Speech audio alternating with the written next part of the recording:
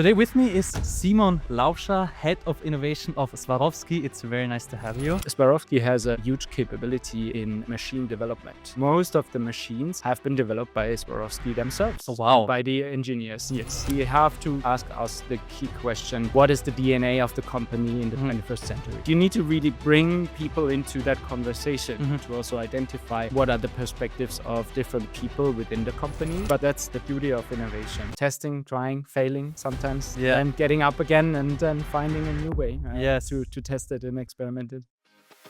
Let's talk about tech.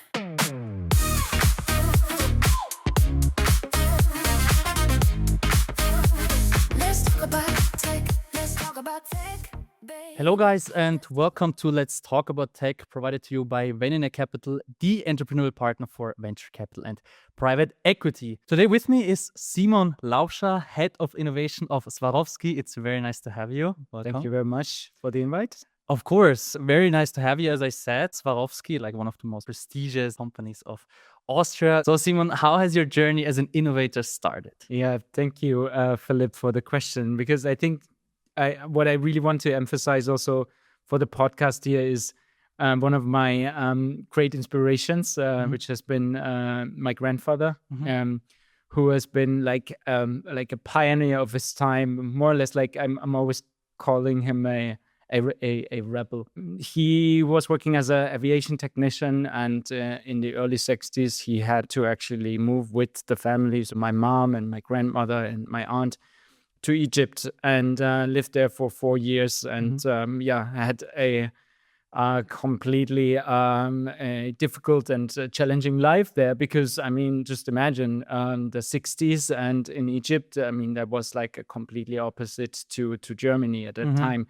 So he was always like an inspiration for me, because he also showed me and taught me that if you don't see borders as a limitation and more like as a playing field and an area where you can learn and also become more comfortable with the uncertainty.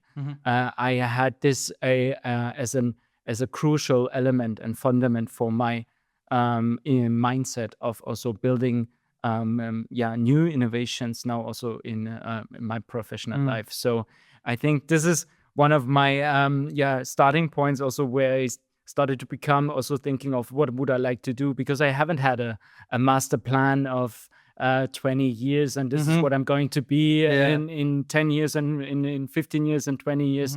So I kind of like tested and prototyped my career myself and always figured out, okay, maybe this is something I would like to do. Then I reflected, is it something that drives within me, or is it something that actually doesn't feel appealing to me? So this is my starting point into product development and product design, and my entry point into Mercedes-Benz as well. So I started in the automotive industry. I had spent 50% of my professional life in the automotive industry, so pretty long.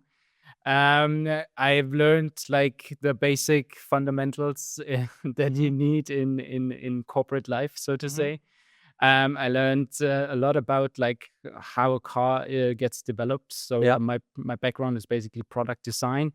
I started my career in research and development, and then actually changed jobs probably always after 2 to 3 years to also explore and experiment what I like and what I don't like. Very nice. So that has been your starting point to innovation. Exactly. And, I mean, we also talked a little bit before, and you said you had like a few big stations. I mean, you have worked at Mercedes, for example, or you have worked in Japan. How has that been? Yeah, so after my 10 years experience within Mercedes, I started to also reflect on what else would I like to do. And so I felt like, hey, there's maybe something I could explore when I bring myself outside my comfort zone. So what that mean at that time, I was, okay, I spent 10 years in Germany. So how does it feel to actually work abroad? So I started looking for companies outside of Germany, and I found a company called Maersk Drilling, located in Copenhagen, basically a offshore drilling company for exploration of oil and gas and heavy asset technology. So big machines, super interesting to come from a automotive to a very complex asset that you need to navigate in the oceans.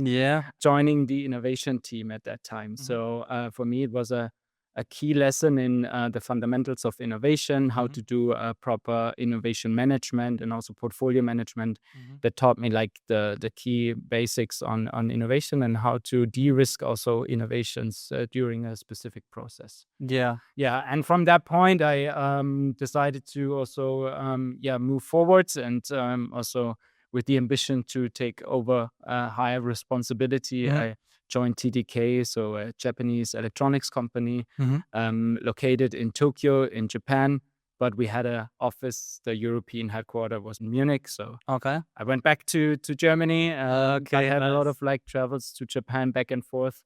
And then, I came to my last station that I'm now also at, which is Swarovski. Yeah. Amazing. And I joined as the head of innovation. Very nice. Since July, as we talked about last year, correct? Yes. And now you're at Swarovski. What are your core tasks there?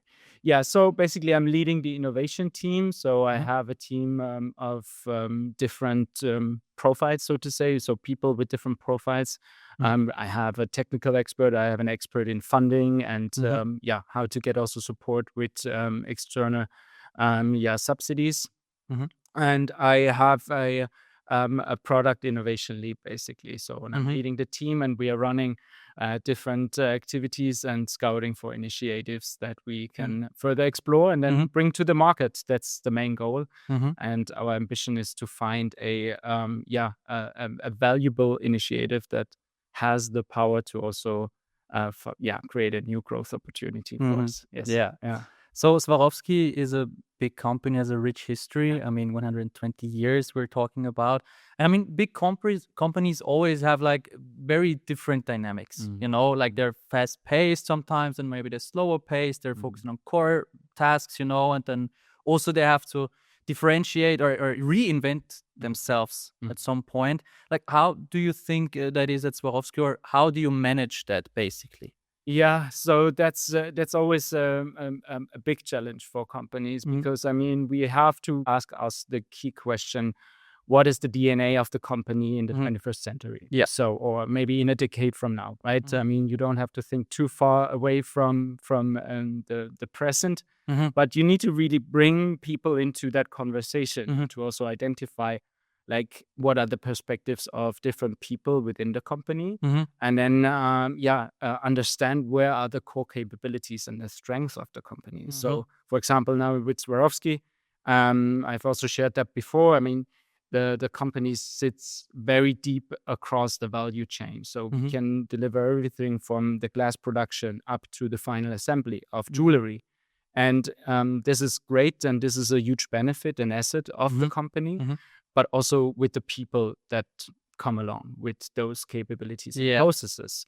So what I also haven't been aware of before I joined Swarovski was that Swarovski has a huge capability in machine development. So basically most of the machines have been developed by Swarovski themselves. Oh, wow. By the engineers, yes. So this is a huge benefit if you also want to get into new areas and new tech and identify new technologies that you can also then build within the machinery that you have. And that also accelerates the process. So that really helps, but you have to really identify what are those strengths and competences to then match them to potential searching fields that you want to look deeper into. But interesting that you have mentioned that, because I mean Swarovski is very well known for their crystal glass products. I mean, but as you said, I mean, in-house there's a lot of talent. When everyone is positioned that, or the company is positioned that everyone is like doing everything in the value chain, then I mean you can explore further things. So what is like the outlook here, or specifically which innovations are interesting here?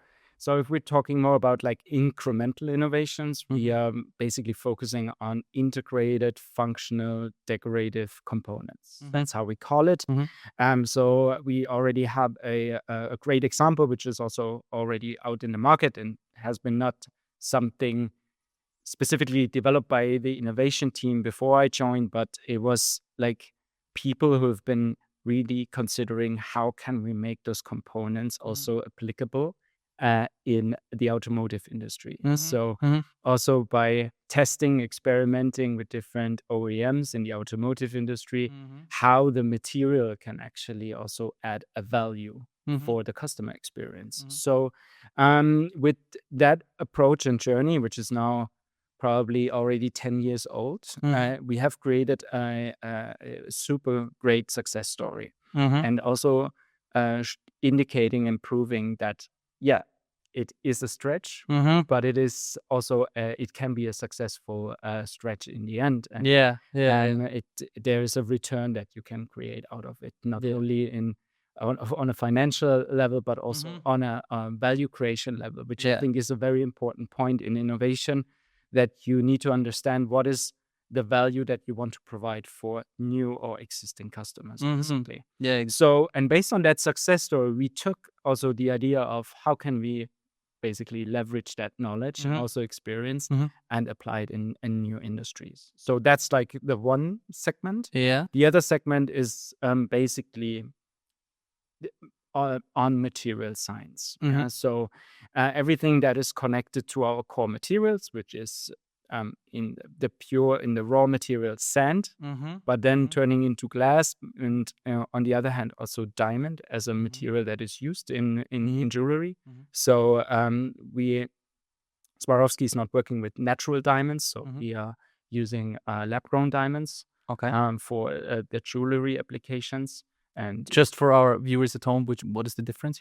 So like a natural diamond is the one that you need to collect from mines. And a lab-grown diamond is a diamond that is basically created with high pressure and high temperature in a lab scale environment. So it's a machine that like creates heat and pressure, and basically you have a diamond. So like a bulk material that you then need to slice and prepare and process.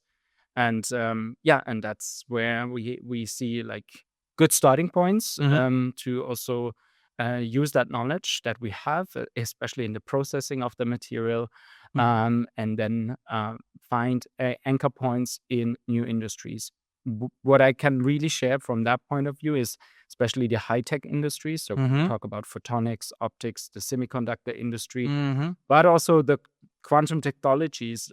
We see interesting entry points with the material itself. But it would be different paths, so to say. With glass, we would more tackle probably semiconductor industry. Diamond is more like universal, so it could be applicable in different aspects because the properties of diamond is just unique. So it's what I have just had a conversation with an expert, and he shared a sentence with me that kind of like stuck with me, and it is: diamond is the mother of the materials, but it's still seen and used like a virgin. So people are still not really aware of how you can leverage the material and use it in those aspects. And of course, it has been always like a question about pricing and costs for the material, but costs are going down, and that's now the interesting part where we also see a good momentum for us in Swarovski. That sounds actually very amazing. Also, I've learned like something new here, because as you said, there's a lot of innovation there. And I mean, we talked about the rich history, 120 years. Let us dive. 130. Sorry. I mentioned that twice now. Okay. That's okay. But you mentioned that this has been like a thing that's always developed like over this journey and has been at the core. Like, let's dive into this regarding the company culture. How is that? How would you describe that when you came to Swarovski? Yeah. So basically, the beginning for me in Swarovski was very exciting, very interesting. As always, if you start a new company, because you get to learn like new things, and you meet new people. But besides all of that, I also learned about the history of the company. Yeah. As you just mentioned, 130 years is I imagine. yeah, but As you it's mentioned. no, but 130 years is impressive, right? Yeah. So having a company for that long, for that time, right? It's a challenge itself. Mhm. You always have to reinvent yourself. Mhm. And understanding about Daniel Swarovski, the founder of Swarovski, Mhm. the company, it's very impressive to deep dive into the journey he made, Mhm. basically. Because for me, Daniel Swarovski is a pure innovator. Mhm. And I see Swarovski as a 130-year-old startup, Yeah. basically. Yeah. Because, that from the beginning, it was about actually exploring electricity and then power the machinery that he Mhm. patented at that time. So it Mhm. was basically a grinding and polishing machine with the first patent from Daniel Swarovski, and that like helped him to really automate the process, Mhm. which has been manual before. Mhm. So with this kind of like starting point, he also started to implement the material process. So understanding, so what does it mean to basically produce my own glass materials? Mhm. And he started with a lab and then hired scientists to then help him to material scientists Mhm. who helped him to get the right mixture to Mhm. create a crystal component that made a difference and that redefined in a complete industry. Yeah. And from there, he started addressing it to different industries like fashion industries, the interior and architecture industry, so with lighting as well. Mm. And that's for me a very impressive journey and Yeah. something where I really say innovation sits actually in the DNA of Swarovski. Mm. And now it's the time, also with my responsibility and the team that I have to, find the next big opportunity for us at the Yeah. company, which is very exciting journey because sometimes a door opens and then you can follow the first indication that you saw, Mm. and maybe the door closes again. So it's Mm. always like a journey of experimentation. Yeah. It's a lot of uncertainty, Mhm. uncertainty that sometimes can be very overwhelming Mhm. because you get a lot of information. You need to really digest properly and educate yourself and make an educated decision in the Yeah. end of the day. And I would say that's the heritage, and that's what you still find within the people also, because most of the people that I've been working with so far are part of the company for a really long time. Mm. And that's great knowledge, right? So people really understood why did something work or why did something not work, because sometimes I feel like, hey, this is something we should look at, and then you meet someone who can say, yeah, we have tried that and it didn't work because of this or that. Mm. Okay, maybe now time has changed, maybe there's a new momentum to Mm. just to try it again. But that's the beauty of innovation. Mm. Testing, trying, failing sometimes, Yeah. then getting up again and then finding a new way Yes. to test it and experiment it. Exactly. Yeah. Very, very nice. Mm. Very nice finishing note. Also, it's very, very interesting to hear. Very impressive. Also, the journey, and that Swarovski is such a powerhouse of innovation. It is. Ah, thank you so much for watching. Like and subscribe, comment, and of course, we will follow the journey of Swarovski and the new innovations that will come. Thank you, Simon. Let's talk Thank you, about Philipp. tech.